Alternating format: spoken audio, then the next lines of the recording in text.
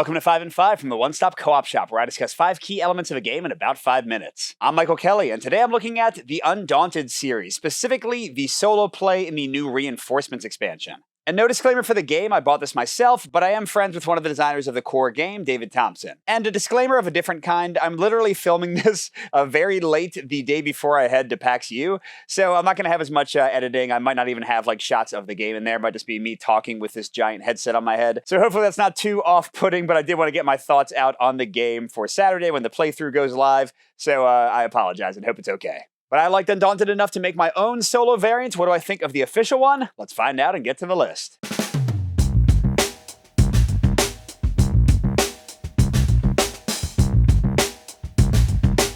So first at number 5, we're going to start with a pro, and that's the board play of the game. Because this is partially a deck builder where you play cards and add cards to your deck to control your units, but then you actually have the units on the board. And what I like is that the board play is very fast, very impactful. The maps aren't that big. Every move can have a major effect on the battle, getting closer to an objective and threatening it, changing your cover value drastically so your soldiers are almost impossible to kill, or super out in the open and vulnerable. And even though sometimes the game can devolve into kind of bunkering down and turtling up, you can also burst through with a big combo of cards. You can see that in my playthrough, the Automa does it to me, and really change up the feel of the game quickly. So I think the way that they handled the tactical board play and movement works really well. But I'm going down to a mix for number 4, which is focused on the attack and damage system in the game. On the positive side, attacking is exciting. You can make desperate shots to try to change the whole course of the battle, and thematically it makes sense that if you shoot somebody, even if they're not dead yet, they'll kind of hunker down and not be able to activate as much. But on the negative side, sometimes Hail Mary shots can swing the game too much in either direction. And like I said, sometimes it can kind of devolve into turtling, especially in some scenarios. Sometimes attacking with like machine guns where you can suppress people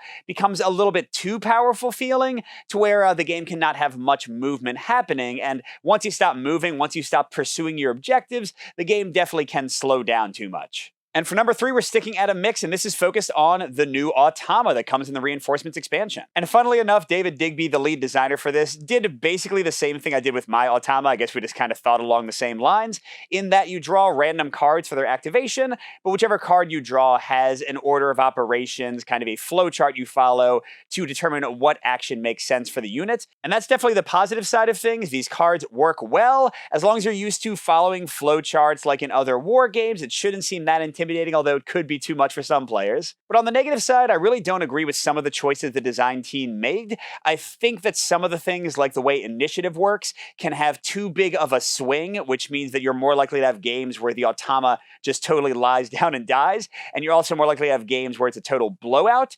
I think they really exacerbated that with some of the choices. And I mentioned scenarios, that's my number 2, and it's also a mix. We have a bunch in the middle here. On the positive side, there are a ton of scenarios. You get a bunch in the Normandy base set, you get a bunch in the North Africa base set, and then if you buy Reinforcements, the one with Automa, you get even more scenarios. And the great thing is, not only do you have all these scenarios, but every single one of them you can play on either side, and it really changes things up because, generally speaking, especially in North Africa, the scenarios are highly asymmetric. But on the negative side, with all these scenarios, you're going to have some clunkers. And not only are some of them not as fine-tuned as I like or not as fun, there are also a lot of scenarios that have fairly obvious avenues of play. Like certain units are way more useful than others, so those will be the ones you bolster and activate most often. But again, this isn't necessarily too big of a deal because you can switch scenarios or switch sides so frequently that you shouldn't ever feel like you're getting bored, especially if you buy all 3 boxes to get the whole kit and caboodle. But it will take some trial and error to figure out which scenarios really sing and which are a little bit of a letdown.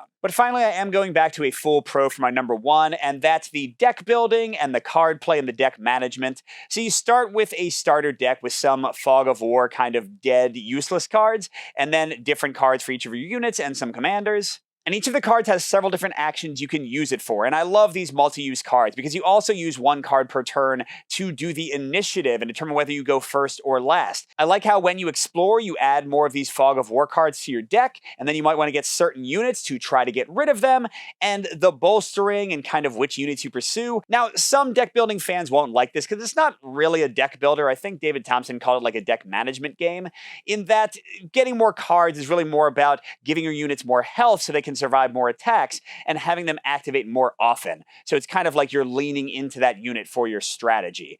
But it's not like you're going to get new cards and unlock new abilities and have like combos and things. It's not that kind of game, but still the deck management or whatever you call it is a lot of fun. So overall, I think Undaunted is definitely worth checking out if you like quick tactical war games or card-based action games. You've got a ton of scenarios, a ton of different ways to play, great card play, deck management, lots of good stuff going on. But on the other hand, you might want to avoid this one if you don't like too much randomness, because between the combat dice and the card draw, it definitely rears its head. I would also use some caution buying this one if you're a huge deck building fan, because again, it's not really the type of deck builder you might be used to. And finally, if you're here specifically for solo, I'll say it's I'm not entirely sure, because again, you have to buy the reinforcements pack and at least one of, if not both of the other packs, and you're probably going to want both. And if you're only going to get for solo, again, the Automa is a little bit dumb and it kind of has a swingy element that I don't love, but it does play pretty well, and you do get a ton of options if you buy everything. But like I already mentioned, check out the playthrough that should go live at the same time. You can see the Automa and North Africa in action. And thanks for watching, everybody. Wish me luck at PAX U. I'll have some coverage next week. Good gaming, and I'll see you at the next stop.